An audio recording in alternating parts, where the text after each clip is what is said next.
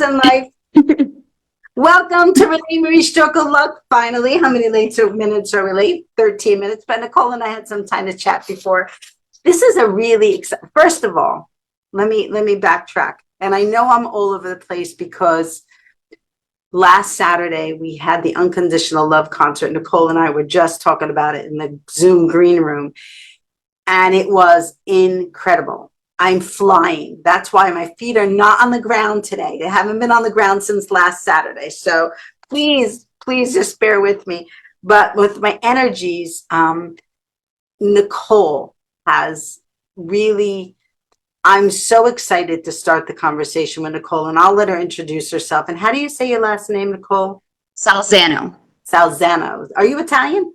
Yes, I am. Salzano. You know, I'm going to share a little story in a little bit, but anyway, so Nicole and I really connected, and I think it was Ginny, one of our board member, who I got to give total gratitude for all the work she does on the back end to make these shows happen. Thank you so much, Ginny.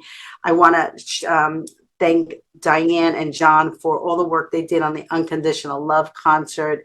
But we're going to get right into chatting a little bit because we don't want to waste time. And Nicole has such an incredible story, and she's such a wonderful, upbeat stroke survivor that it really, if you are a stroke survivor, you will understand how important that is to have an upbeat attitude, because if you don't, you could really get, you don't recover. You don't recover so easily. You don't recover so easily. So I want to talk to her about her swimming prior, because she was a swimmer. I want to talk to her about her stroke experience. I want to talk to her about how her sports. She's a swimmer. I was a softball player. How our practices and our and how that helped us to navigate when we experience a stroke. And I want to talk to her about where we're all moving forward. And there's so many things to talk about. So I'm going to let her introduce herself. And thank you so much for joining us today. And we're sorry we're a little delayed. We had, some technical difficulties. I don't know what happened, but so let's get right into it. Nicole, welcome. I'm so happy that you're here and that we finally connected, and and divine timing, and we'll talk about the Elmwood Park and you being Italian in a little bit, but I don't want to stop the momentum. So go ahead, tell us a little bit about, tell us like what you did prior to your experience. Let's get into because as you know, stroke is only an experience you have in your life. Stroke is not who we are, how we operate, how we think. Stroke is just an experience. So tell us a little bit about yourself. Well, thank you so much for having me. I'm Nicole Salzano. I was in college. I was at Bryant University for 4 years. I majored in accounting, and I was on the swim team. I had a job, very, very, I guess, minuscule job. I mean, I would be a, what's the word I'm looking for? A helper for student athletes, for math or for writing, just to kind of get the student athlete, not a teacher, if that makes sense. Yes. And so it was my last swim meet when I had my stroke. I was swimming so fast. I was swimming the 500 freestyle, which is 20 laps of freestyle.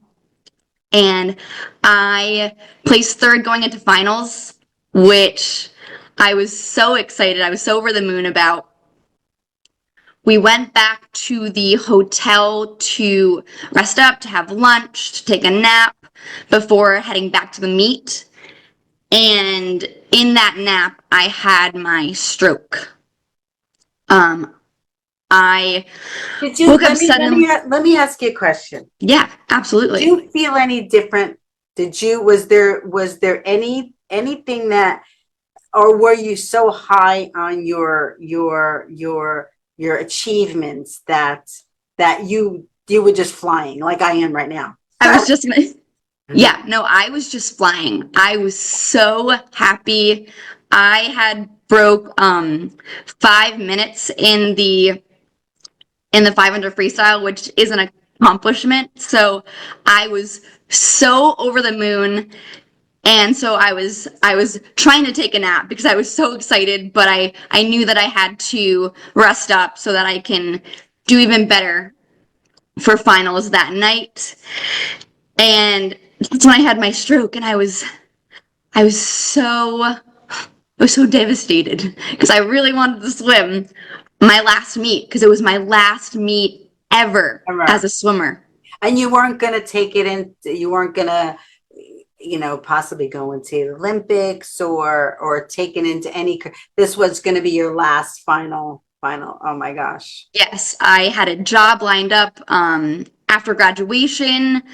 I I was all in to this is my last meet and I was just going to give it my all.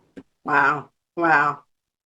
Wow. And Okay. So let's go like into the details about your stroke. So you okay. laid down to take a nap and did you go to sleep? Did you finally fall asleep?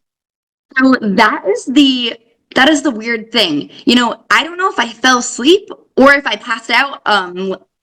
That's a that's a gray area because you know when Right. you fall asleep, you don't really know that you No. fall asleep, like Yeah, you know that's that you true. fall asleep. Yeah. But I'm pretty sure that I fell asleep and then I had my stroke and then I just woke up suddenly. And Well, then I tell was us about that because we spoke about that in the Zoom green room.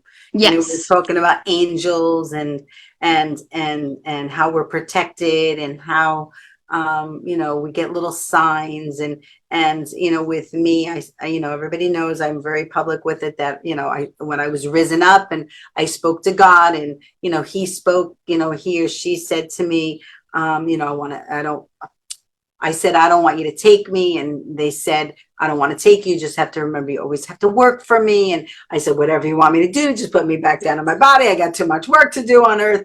But so and the truth is that people don't understand that, you know, like I experienced a stroke. Like it wasn't like a fun Exactly. ride to heaven and I came, you know, so No. yeah, so you had an experience similar to that and share with us your belief because you know everybody's got their own belief, but share with us honestly what you think happened during that. So I I truly believe that my Grammy, she passed away when I was 10. And I believe that she woke me up. She was like, Nicole, you have to move so that someone can hear you and someone can call for help. So I went, I tried to get up, and I fell to the ground because my whole right side was numb. And my roommate instantly woke up. And I couldn't speak, I could only say due to the aphasia, which I didn't even realize that I had, slash, I didn't even know what aphasia was. Right. And the whole right side of my face was drooped. So my roommate, Heather, bless her soul, she went into action. She ran out of the room, called my coach, called my athletic trainer. They called my parents, which were in the same hotel as us, thank goodness, Thank God. and the and and called 911 because they knew something was wrong. I couldn't speak, I couldn't get up. Right side of my face was drooped. They knew that something was not Yeah. Yeah. so good. Yeah. Yeah. Well, Yeah. Yeah. And you know, we spoke before that, you know, if you hadn't gotten up, if that little tap or the angel or who did you believe it was, your grandmother? a Grammy.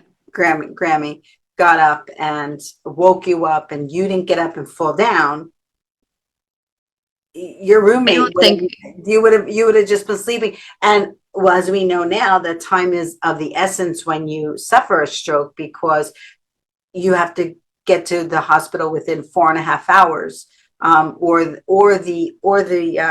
residuals will be much worse for you.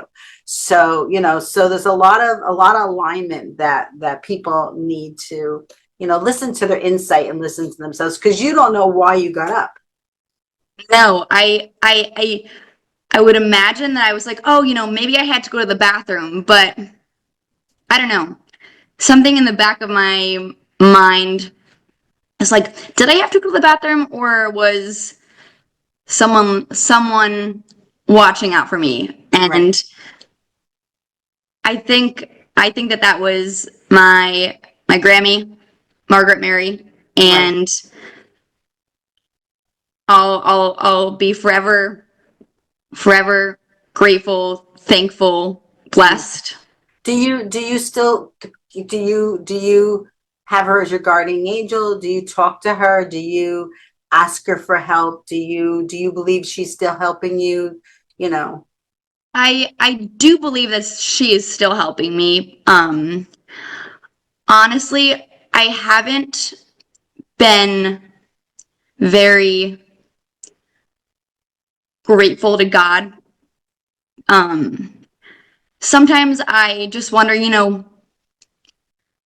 why why did I have this? Why did he grant this on me? And I know that God gives the strongest warriors um God gives the strongest warriors problems that they can they can deal with. achieve. Yeah, Yes, yeah, exactly. yeah, yeah. So I've been going back and forth with that. And that's okay. You know what I'm saying? Yes. That's okay. You have to grace yourself with the allowing yourself to feel the way you're feeling because, you know, I was in that place after I suffered my stroke, but I didn't understand it. I'd get depressed. And I didn't know I was depressed because, it was just in me. But Yep. my family was like, what's so actually my sister had set me up with going to for therapy, with Light the Way counseling. And why I agreed to go was not because it was a counseling, but because they'd go in and I'd pray first and and that was who I was. So I said, okay, I'll go and pray about it. I thought I was going, and I do. And I was saying to somebody yesterday, to this day, I go every year. Like I go every year to make sure that, everything's good and my mind is still okay. And it's happened over 30 years ago for me. So it is a true blessing. It is a true blessing. But you do have to grace yourself with the permission to do that. But I could tell by talking to you that you don't stay in that space. It's like, No, absolutely not. yeah, why? But okay, like I'll deal with that later. I got too much work to do. Oh, absolutely. I don't stay in that space very often, every once in a while I'm like, wow, it's like we have to feel as stroke survivors like grief of what we once were, but then also we also have to be so gracious, so blessed that we are alive Yeah, because yeah, you can be grieving, but you can also be happy at the same time. yeah, yeah, yeah, yeah, yeah. And And the truth is, Nicole, right? I mean, the only thing in life that's guaranteed is change.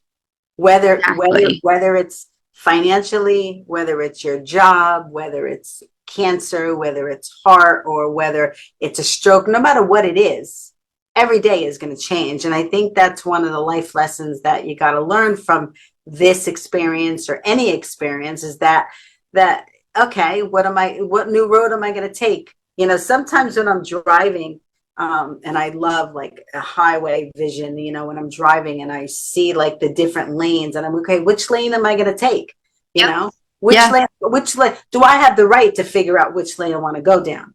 Do Yeah. I Oh, want to go absolutely. do I want to go down the lane where I feel sorry for myself, or do I want to go down the lane that I want to be upbeat and I want to be an inspiration to the people? But I will tell you that doing this show for many years, 10 years we've been doing this show, that I've met so many stroke survivors and I actually was an ambassador for stroke patients when I was in Valley Hospital, that some of us don't comprehend what we need to do, right? Yes. You and I understand that we have to stay upbeat. Yes, we get, but sometimes you just don't get it. You can't comprehend it. You don't get it. So, you have to love them through it and just kind of like support them. Dominic Cordelessa, who I always talk about, was an angel to me because once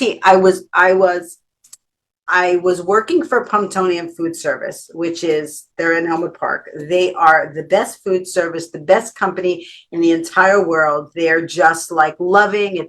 It was a great job. I'd get laid off during the summer. I'd get laid off during Christmas. I'd get laid off during Thanksgiving. You get a summer break, and Yep. it was a great job. And God didn't want me there anymore. And I would pass that at work and this and that. So anyway, so I left my job and very hard, very, not the right way. I left it, but I just couldn't take it anymore. I told them I had to leave and without anything in the works. So I finally got another job with Wanacue Reserve. And Dominic Cordelessa was the not the board president at the time, but became the board president. And he was a gentleman that worked for Citibank around the world, I believe. Citibank, don't quote me on that, but he became the president, and because I say he worked for Citibank, he knew how to empower people and get the best out of people that he could get out of them, right? Because he would sit down and he'd learn about us, and so he would do that with everybody, not just me, but with me, he realized that I had like this vision and I had this passion, and so he helped me navigate it. He helped me to understand what my purpose was and what I should be doing. And one thing that he said to me was, and Renee, if you want to talk to the public, you have to put your feet on the ground. You can't be up here floating. You can't, because nobody's like, I was like, I want to do this and that. And then he's like, you just can't do it that way. You can't do it that way. You have to speak their language. You have to talk slow. So, Yes. so it was hard. It was hard for me, but thank God that I had everybody in my life and I followed the steps that I needed to follow. But it's really difficult when you can't comprehend, and help people. I mean, absolutely. And I have such a supportive family, friends, and that's what get me going too, is just not disappointing them, but also not disappointing myself either. And I was so driven. I don't know if it's because of the athlete, like both of us. I think it's the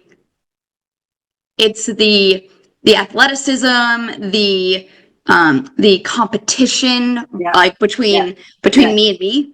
Yeah, yeah. And it's not right. That's another thing. Like with me, it wasn't about me and anybody else. It was like me. I'm Yeah. going to do Oh the yeah. best. I was telling you before, I was a third baseman. So you have to protect yourself. Like I used to play Oh like, yes. even with the pitcher and the batter was right there and they'd either bunt or they'd slam the ball in your face, and you have Yes. to be ready for it. And all that really helped me, like you said, to stay focused and to be compassionate, not compassionate, to be passionate about things, to be enthusiastic and to really drive that wheel. And that is what helped us to recover. I'm 100 million% positive of that. Absolutely. Again, I viewed my stroke recovery as a sport because swimming was over. So, all right, stroke recovery You sport. were Sport. Here literally we done go. with swimming. Yeah. So I kind of pivoted and I always like am saying, stroke recovery is a sport, sink or swim. Yeah, yeah, yeah, yeah, yeah. I mean, it's pretty incredible. So after this happened, how long were you in rehab? How did rehab happen for you and transpire? And So, did they bring you I back home? They brought you back home, right? so I actually when I went to the hospital, they got the TPA, the clot buster, and then um like 13 hours later, I had a brain bleed. So I had to they had to take my left skull flap and put it in my abdomen for 6 weeks.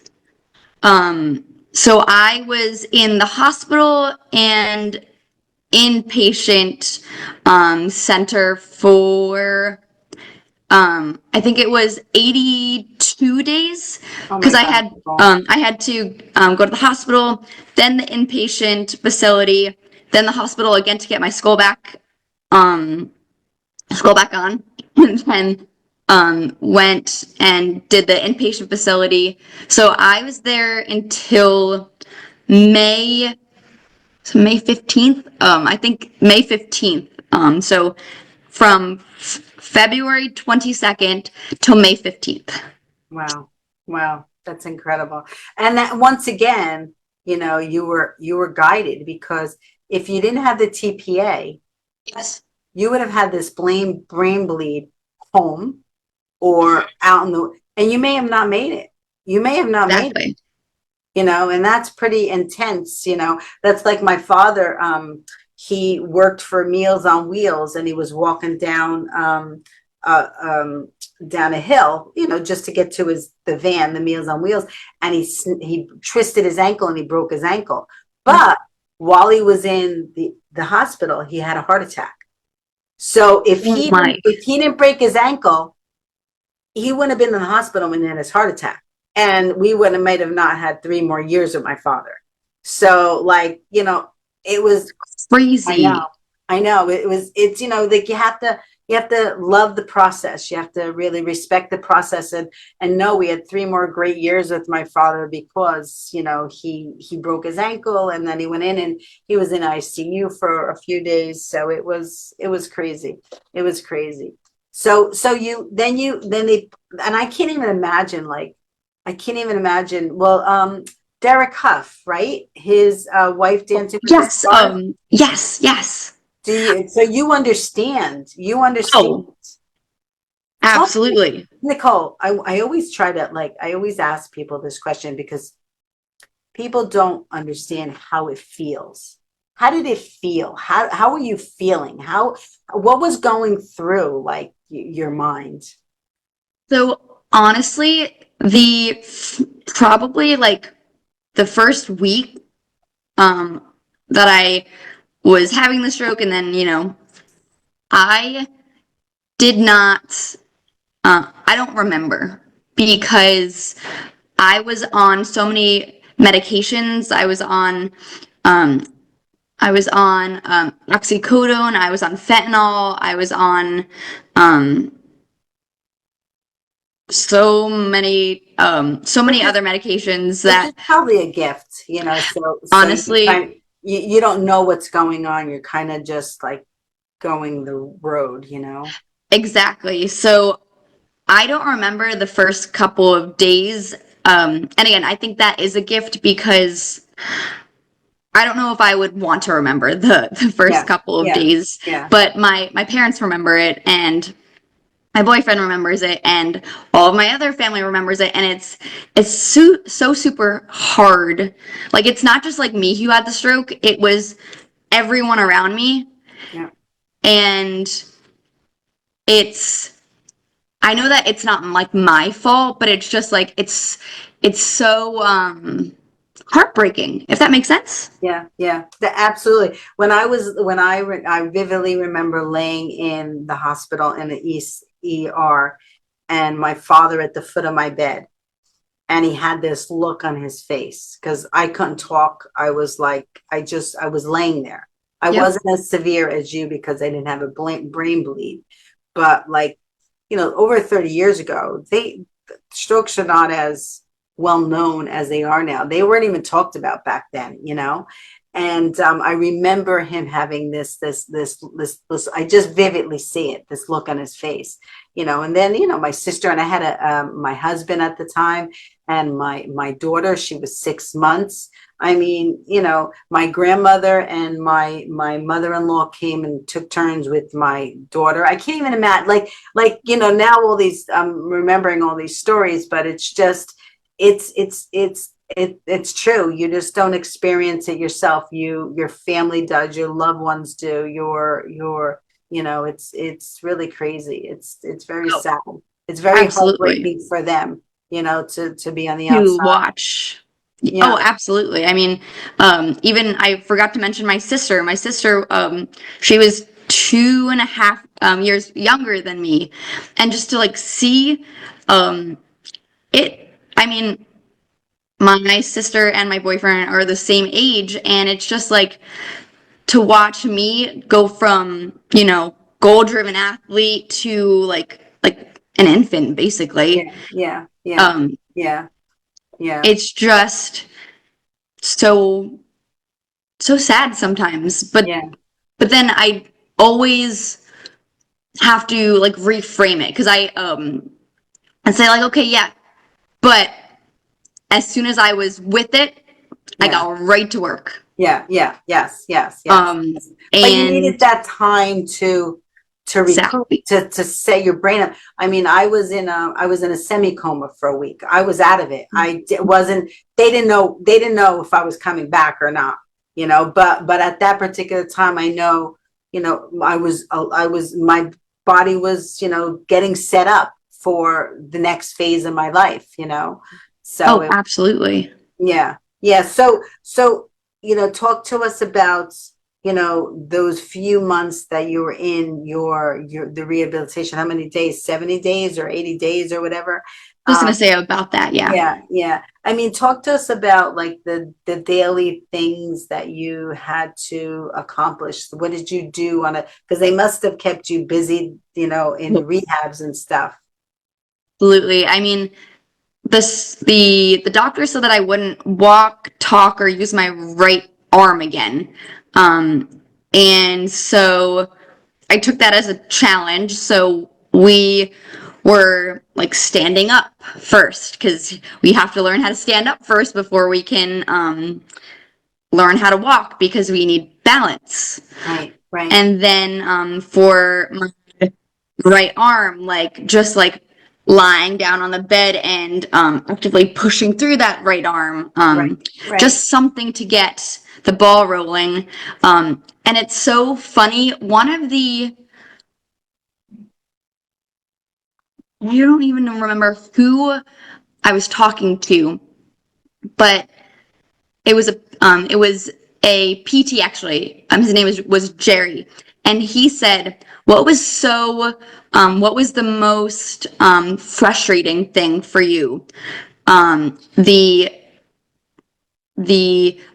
paralysis slash hemiplegia, or the aphasia? And I said, you know what? At first, it was the aphasia because I couldn't say anything. Right, right. And I knew with working out and Yes, with the yes, swimmer and everything, like I knew I can get yeah. back to not normal, but Well, it is normal. It's your normal. exactly. But I I was really trying to I guess wonder, like, speaking, like that's something that comes naturally, and I don't know how to I don't know how to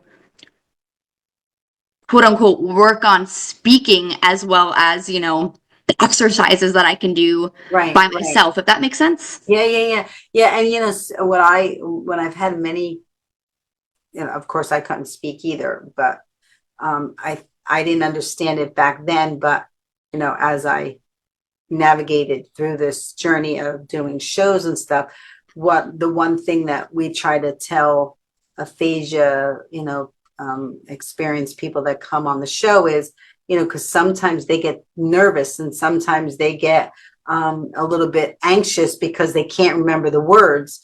And honestly, it just takes like relax. Don't worry about it. Like it'll come to you, like don't put pressure on yourself because that pressure just hinders the ability to say or do whatever you want to do. And I'll never forget we had these people on the show, and I loved, there was such an example of love and of support. this woman had a stroke, she had aphasia, and her husband, he was her supporter, and they, doing work together. And she was having trouble coming up with the words. And he didn't step in. He said to her, let me know when you want me to help. So that was such a perfect moment in time, because it's like, I'm here. If you need help, I'm here. Don't worry about it.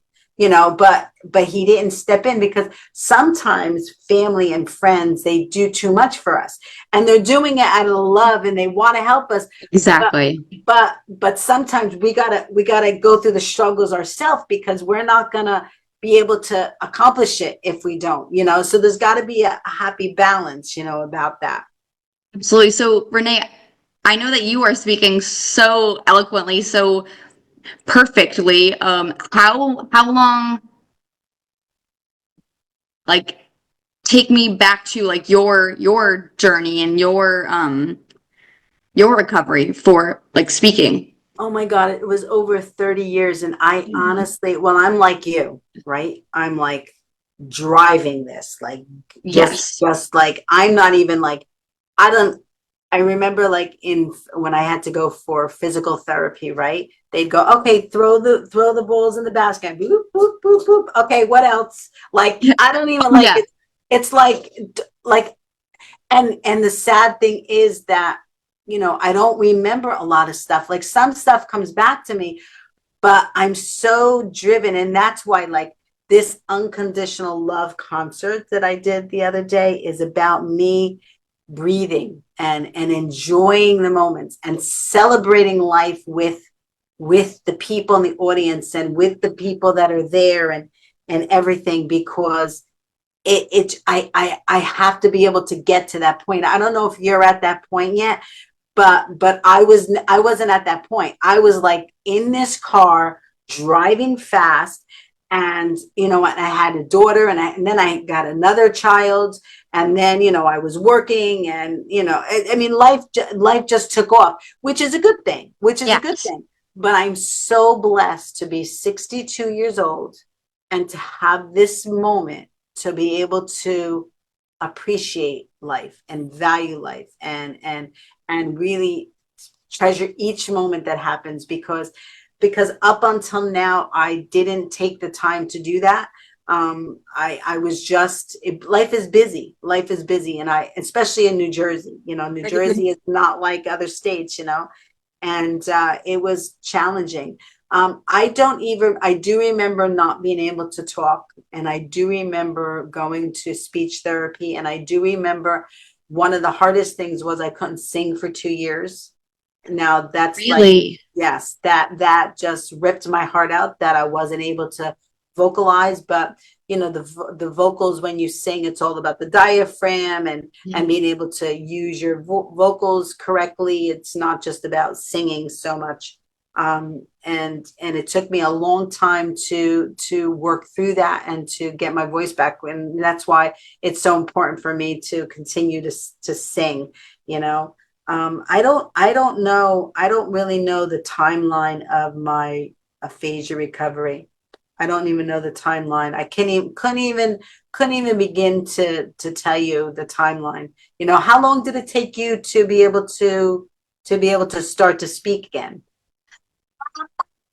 That's a great question. I mean, speaking in full sentences,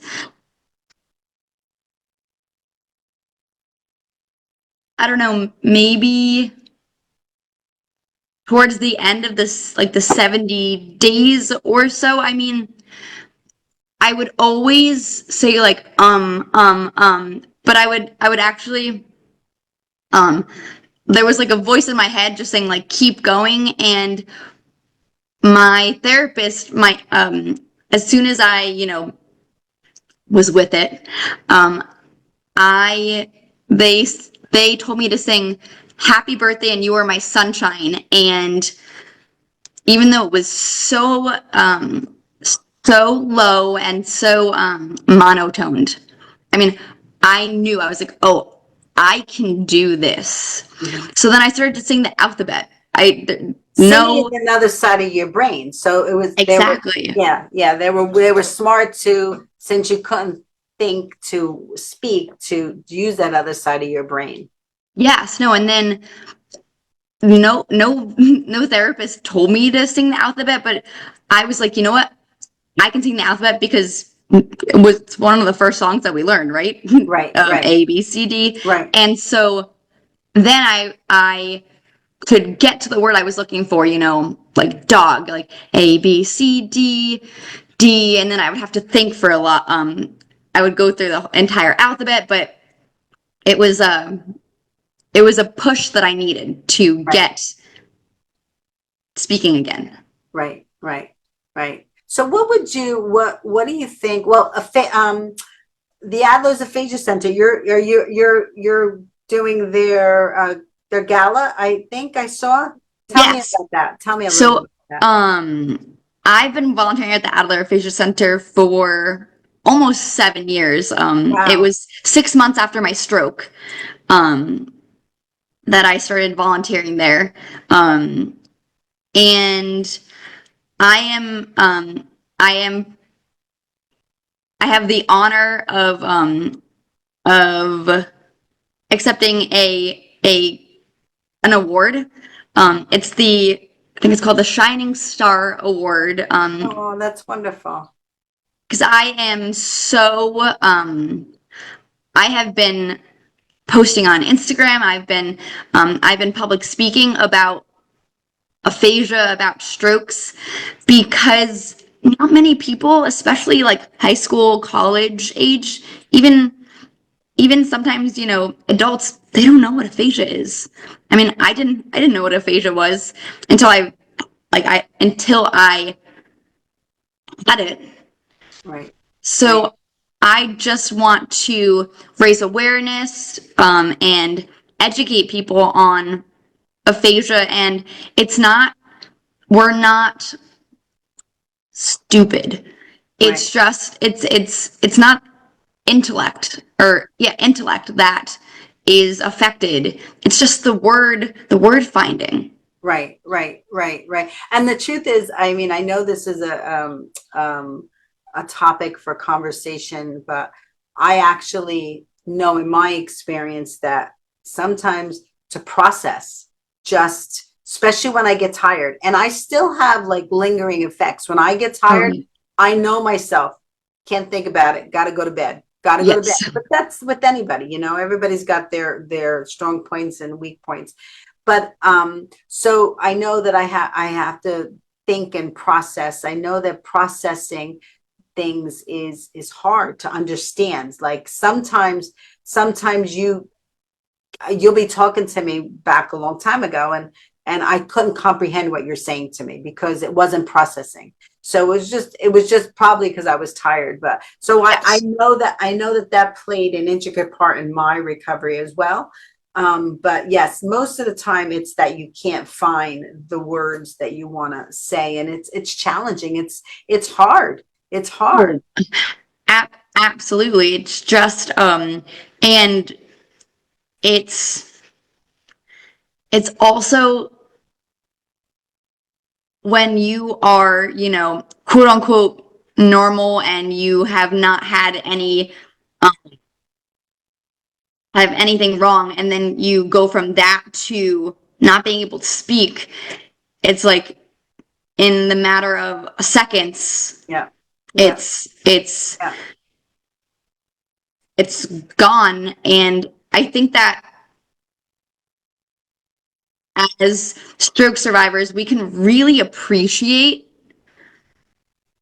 a lot of stuff that we used to take for granted. Yeah, yeah, and that's an awareness, that, and Absolutely. everybody should get that awareness. I wrote a book, and the last line of the book is life is a gift. It's a gift. It's a gift. It doesn't, I mean, sad to say, but we may not be here tomorrow or in 5 minutes, like Exactly. we don't think about life like that, but it is a gift, it's just, it's very sad. It's very, it's an honor to be able to walk this earth, even with the challenges that we have, So when is the Adler's? I mean, when I began on this journey, um, I guess it was about 15 years ago. I sang at the Adler's Aphasia Center, and Elaine Adler, who was did you know Elaine? No, I didn't get the privilege of meeting her. What an incredible woman. And her husband, Mike, what an incredible couple. I'm telling you, and so graceful, and so loving, and just, they made Adler's Aphasia Center to be such a place of comfort that when you walk in, and now it's beautiful. I didn't know. I just went there like last year, and I met with, I forget her name, the officer there, the manager, Naomi? Naomi. I met with Naomi, and she walked me around, and I'm like, wow, this place has come. It's beautiful. It's beautiful. It's It beautiful. is. It's such it's a happy place, Yeah. and it's so loving. I love Yeah. going there. Yeah. Yeah. I mean, it's just that's what it's important about. They have classes, and they paint, Mhm. and they do theater, and they do concert. Like, it's just an incredible, it's perfect. It really is a good place. And there's other locations around as well. Yes, there is one in Tom's River. No, not Tom's. Yeah, I think Tom's River, and then also um W, and W is West Orange. Wow. Wow. Um, I'm 90% or 80% sure it's Tom's River as well, but now I'm second guessing myself, but definitely West Orange as well. Just give me 2 seconds, because I'm working as well as doing the show. Go around to the garage. You are a working lady. You know what? You just have to do what you got to do. Like, life is life. I just, Mhm. I can't. Somebody's ringing the doorbell because there's an event going on where I work, and we had to move it inside because of the rain. And there's someone at the front door. I know my maintenance staff is in there, but like I don't want her to sit there in the rain while I'm on the show. So I just texted her, go around the garage. So, Nicole, we're almost done, and I can't believe it. So the next time, why don't you see, because you're only 10 minutes from me, come and we'll do a live show together. Absolutely. Yeah, and we'll do it downstairs. I did it in my office today because everything is packed up, and I didn't have time to reset it. But it's funny. I want to tell you about the Elmwood Park and you being Italian and stuff. So, and I know you believe in God and angels and all that kind of stuff. So I was invited by Giovanni. Do you know Giovanni? He sings. He's an Italian singer. I mean, he's an Elmwood Park, guru, or not guru. So when we were rehearsing for the concert, he said, oh, I'm doing singing at this operatic concert that's going to be at Elmwood Park High School. Why don't you guys come? Da, da, da. So, John, the gentleman I was talking to you about, was also from Elmwood Park, said, oh, we'd like to go. Da, da, da. So we go, and it was such a surreal moment for me because my father used to own two delis in Elmwood Park. My father is Italian. My father, he loved talking Italian. They talked Italian behind our backs when they didn't want us to hear them.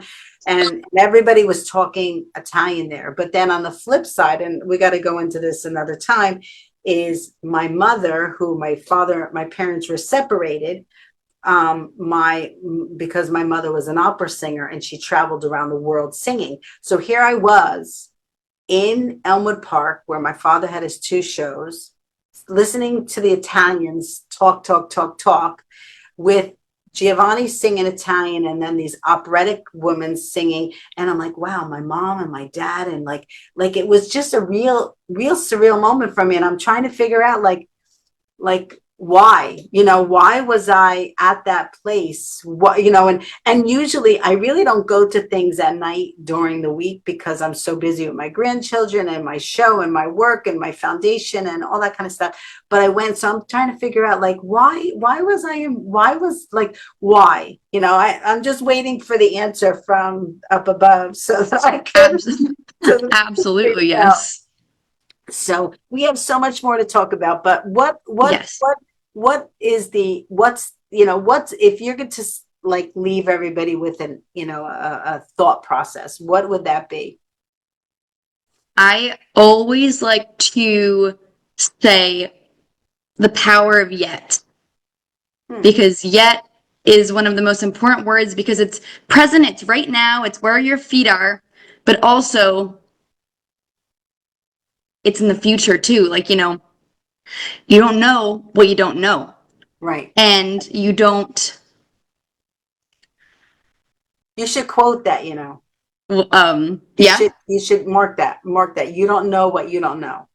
And the yeah, power yet, honestly, like write them down and stream them. Like, and that's a conversation piece. It really, really very important. Two good verbiages, like yet, and you don't know what you don't know. That's like so true. That's so true. no, absolutely. Because, um, I'm not able to walk yet, but Yeah. down the line, I don't know what will happen. I want to, so I'm gonna strive for it. But right Yeah. now, in the present moment, I can't yet, and that's Yeah. okay. Yeah. Yeah. That's incredible. So we're going to end on that. Nicole, it was such a pleasure meeting you and connecting with you because you're so lively and upbeat and you're making such a huge difference in the stroke world and you're bringing some light to the stroke world and the aphasia world, like life does not end after strokes, and look what we're doing, and join, like it's just an incredible thing what you're doing, and I'm so happy to have finally connected with you, Ginny and Diane and everybody there. Like, you have to meet Nicole. You got to meet Nicole. So it was perfect timing. It was perfect timing. Absolutely, and same with you as well. And it's Stroke Awareness Month, so Yes, yes, yes, yes. Maybe we'll do like a show. Come over. We'll do a stroke awareness show together. Okay. absolutely, Okay. So we'll connect and we'll talk about like a date. We'll set a date and we'll do a stroke awareness show, like an added show yes, this month. Okay. Perfect. yes, Thank you so much, Nicole. Oh, by the way, we're Facebook Live. Like I sometimes forget. Like we're just sitting here talking, and I forget that we're streaming around the world. Like that. Like, yeah. I forget all the time. Okay, audience, we're gonna go. Thank you so much for joining us. This is only the beginning of our conversation. It was a pleasure to meet Nicole and to really have this one-on-one time with her, and have a stroke of luck in your life and enjoy the moments. And Nicole, as Nicole said, you don't know what you don't know, right, Nicole? Exactly. On three, we always blow our kisses if you feel comfortable. 1, 2, 3. Bye, everybody. See you later. Bye. Bye.